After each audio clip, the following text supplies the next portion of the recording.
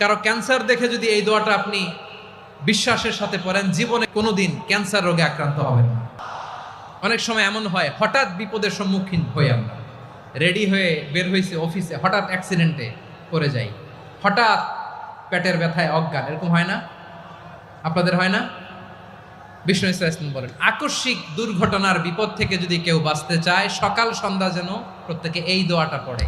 সকালে যদি 3 বার পড়ে, সন্ধ্যা পর্যন্ত হঠাৎ বিপদ থেকে সে রক্ষা পাবে।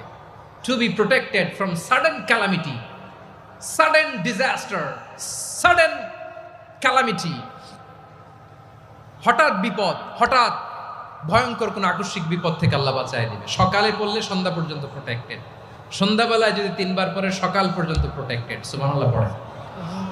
দোয়াটা কি? দোয়াটা হচ্ছে বিসমিল্লাহিল্লাযী লা ইয়াদুররু মা ইসমিহি শাইউন ফিল আরদি ওয়ালা ফিস সামা।